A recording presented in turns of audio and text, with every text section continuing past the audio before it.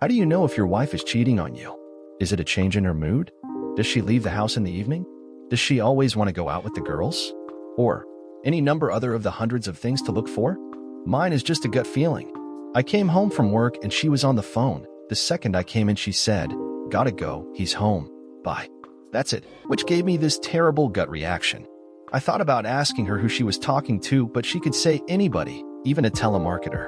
Thinking like this couldn't just come into my mind, could it? It must have been in my conscious memory somewhere. I didn't want it there. I didn't like it. I am not good with change. I'm a more old-fashioned leave it alone till it breaks type guy. Cindy and I'm Ron, have been married going on 24 years. We have 4 kids, 2 grown and 2 teenagers. We don't have a lot, but what we have is ours. Don't really owe anybody. We have a small house, but it's paid for. Our cars aren't the newest, but there are no payments. We probably have a few credit card debts, and that's about it. We're an average American family and try to live within our means. We work, eat, do a few things as a family, take care of the house, do the school thing. That's going to everything your kid belongs to, sports, band, scouts, and any other thing they're involved in. We sometimes even have dinner together, which is a rarity nowadays. Our sex life is probably like most people our age. Once every 2 weeks or so. I wish it was a lot more, but it takes 2 to tango. Cindy hasn't been much into dancing lately, pun intended. Because of my stupid gut, I'll now have to be on the lookout for any odd signs from Cindy. It's like I don't trust her anymore, and for no reason. I'm just hoping my gut feeling is just indigestion. My problem is that I'm no super sleuth. I don't know much about the video cameras, phone bugging stuff, whatever the hell that is, and I'm not rich enough to hire a private investigator, especially since I don't have the slightest clue what I'm looking for. Cindy handles all the finances, so I have no idea what she pays or when she pays it. If I start going looking through all the bills, she's going to want to know why. What do I tell her? My gut hurts, so you've been fucking around on me? Boy, I bet that would go over big. Our marriage seems normal, whatever that is in this day and age. We met while in our 20s, dated about a year, and then got married. She pops out a kid about every 2 years. I got tired of the pop-outs, so I had a vasectomy after the last one. Well, this was one of those days where we all, the 2 teenagers, my wife and I, have dinner together. The kids talked a little about school and Cindy talked about her part-time job at the library. After the last 2 kids entered high school, she was getting bored and got a job at the local library. She was part-time and her hours were irregular. Maybe that's one of the places I needed to check out. But how do I do that? I can't just take off work and sit in front of the damn library to see who she talked to. It would be everybody who walked into the damn place. She's the librarian. Tonight, she was going to her girls' card club, so I guess I could start my private investigation after she leaves. I would have to follow her in my old truck. I could hardly afford a rental like they do in the other stories. I left minutes after she did. I knew where she was going because she told me and left me a number where to get hold of her if I needed her. I lost her, or rather she lost me in the traffic, so I just drove over to Marge's house where the card game was supposed to be. When I got there, I seen Cindy's car among others in front of the house. I waited a few minutes to make sure no one else was coming and then got out of my truck, which I parked a couple of houses down, and walked up to one of the windows and peeked in. When I looked in, I saw 2 card tables with 4 women around each one playing cards. It was another dead end, so I slowly backed up to return to my truck and stepped in a pile of dog shit. "Damn it," I said softly and continued to my truck. I had to clean the shit off my shoes before getting in my truck. Damn, it stunk. When I got home, I went into the clothes hamper and looked for her bras and panties. Good, she hasn't washed clothes this week. As I pulled her panties out of the hamper, I felt the crotches and brought them up to my nose. Damn, they stink. I don't care what you say. Panties sitting in a hamper for a few days stink. It's not the same as being horny and going down on your woman. Everything smells good during sex. This was a few days later. I looked through her closet for anything that looked out of place. Then I carefully looked through all her drawers in the dresser. I found nothing. I located the bills file in the filing cabinet. I went through all the bills in the files.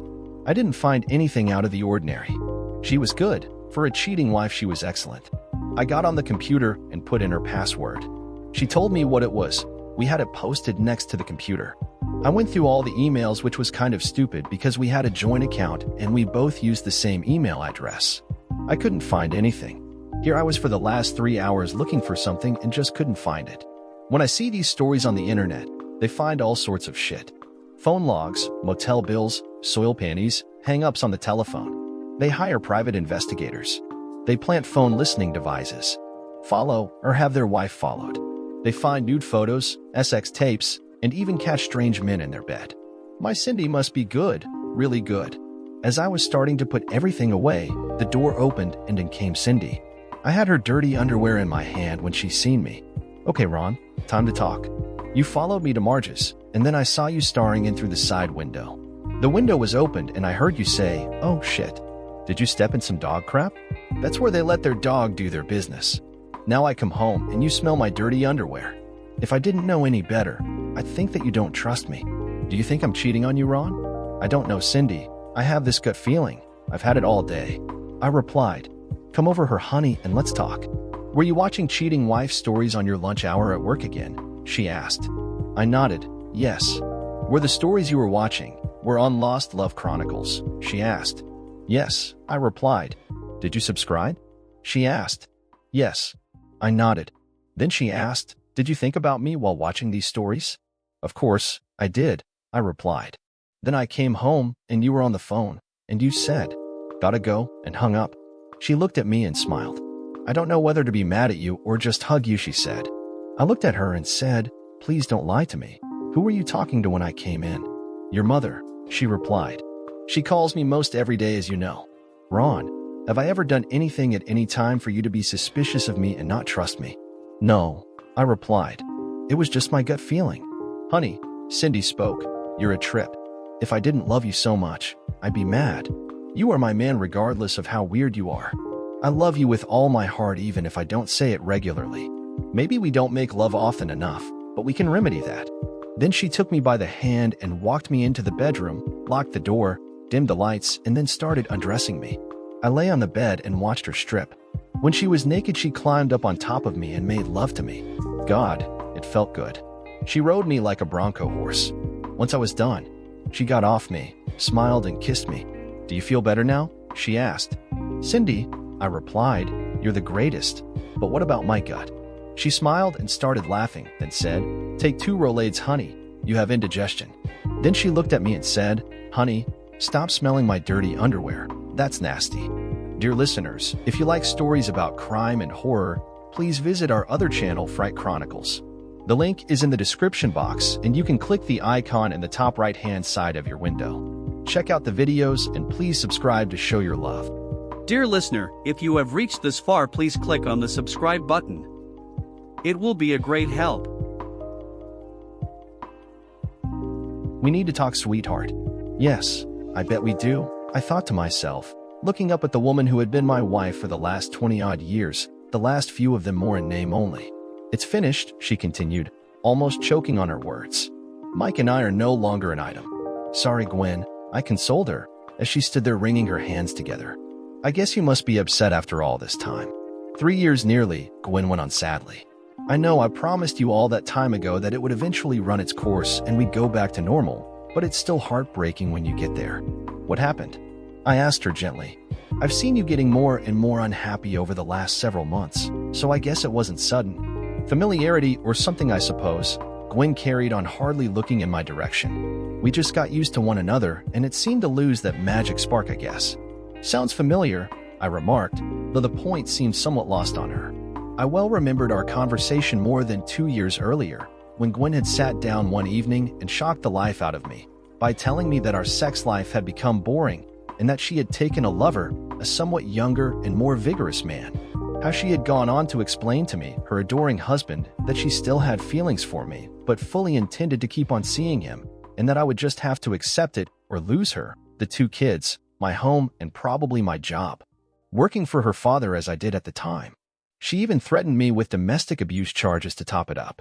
I told you at the time that it wouldn't last forever, Tom, Gwen reminded me. Thanks for being so patient with me, sweetheart. It would have been so difficult if you hadn't been so understanding. I simply shrugged my shoulders, not having a lot to say at that moment, and she carried on, informing me of her plans for our future. What she had decided. We can get back to normal now, Tom. You can move back into our bedroom whenever you want. Maybe straight away. Tonight might be best, as I'm feeling pretty cut up about Mike packing me up like that. He really wasn't very nice about it at all at the end. Why was that then? I questioned her. What did he say? Told me I was getting past it, she sobbed. That I'd put on too much weight, and that he didn't like being seen out with me anymore. The thoughtless bastard. He said I was too old, and he wanted some fresh meat in his life. That wasn't a nice thing to say. I commiserated, carefully avoiding having to disagree with his verdict. But I don't think I could bring myself to sleep in that bed again. Not after the number of times Mike and you have used it. But Tom, sweetheart, she leapt in. You know I never had him back here when you were at home. You mean like all the days when I was at work, and all those nights I was away on business over in France? We'll get rid of that old bed, my wife declared, my attempt at sarcasm too subtle for her. We'll get a new one tomorrow. A new bed might be nice, I answered in little more than a whisper, and we both sat there for a few moments in an awkward silence. I'll make it up to you, Tom, Gwen eventually burst out enthusiastically. I know we haven't slept together for over 2 years, but I've been thinking about it a lot, and it can easily be like it used to be. You'll see, Tom. You think it could be Gwen? I asked quietly. Exactly like it used to be. Do you really think it could be? Yes, of course it can be. We'll be, sweetheart. Gwen went on, gaining steam. You'll see. We can just carry on from where we left off. It's quite exciting if you think about it. We can just wipe out the last 2 years and be back again. You mean before you humiliated me in front of all our family and friends? I asked her. Before I stopped going down the village pub to see my pals, because you went in there with Mike so often? Sorry about that, sweetheart. Perhaps that was a bit thoughtless, but they all knew what was going on anyway. Everyone knew that Mike and I were lovers. Maybe if you hadn't told them so often how much better in bed he was than me, Gwen, I ventured, remembering the nightmare of her words being relayed to me by Gwen and Mike's friends as they stood around me sniggering. Well, not better, Tom, she whined. Just different, new, more exciting than our sex life had become after all those years together. Like yours and Mike's has become now, you mean? I guess so, she agreed, smiling benevolently at me. I knew you'd understand, sweetheart. Oh, I understand, okay. But I still can't see myself going into that bedroom with you again that easily. You wrecked my male ego, darling, and I'm not sure I could perform. Okay then, my wife carried on. Why don't we drive down to Brighton tomorrow for the weekend? We can stay in that little hotel we used to go to, and we can drive down in your lovely old Jaguar XK140, like we used to. It'll be fun. Be like old times, and I can't wait for you to play with me, the way you used to. Difficult that, I commented shortly. Damn near impossible, really. Why, Tom? Is the car broken down or something? Not as far as I know, I told her. But it's not mine anymore. I sold it. That shocked her. It really did. Just about summed up how much notice she had taken of me over the last couple of years. You sold your classic Jaguar, Tom, she exclaimed. But you loved that car. You spent hundreds and hundreds of hours renovating it. How could you sell it? When did it go?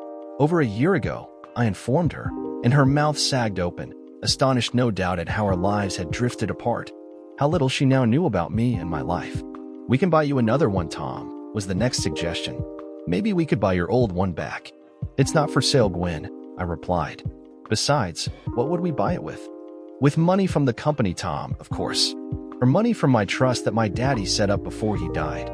You signed the trust money away 5 months ago, Gwen. It was my great pleasure to inform her. Where do you think we got the money from to give both kids their deposit for their houses when they got married? Is that where it came from, Tom? She mumbled. You never told me. Oh, but I did, Gwen. Just like I told you I was selling the Jag. Trouble was, you never listened as you were too tied up with that bloody Mike. But the family company is okay, isn't it, Tom? She asked with a look of desperation. We're still all right financially, aren't we? The company is okay, Gwen, I delighted in telling her. But we no longer own it. Those papers you signed a month or so ago finalized the deal. What papers? She asked absently, but I didn't bother to answer. She'd been too tied up trying to keep her affair going to worry about anything so mundane as our future. But there must be some money left. What about the sale of the business? Are we still rich? What are we going to do? I left her to stew for a while. Let her reflect a little on all the changes that had taken place right under her nose, while she'd been too busy enjoying the parties and social whirl with Mike to worry about the rest of us. Your share will be just about enough to pay off the mortgage on the house, I then told her. What mortgage? Gwen asked dejectedly. She really had been living in a little world of her own. What do you mean by my share?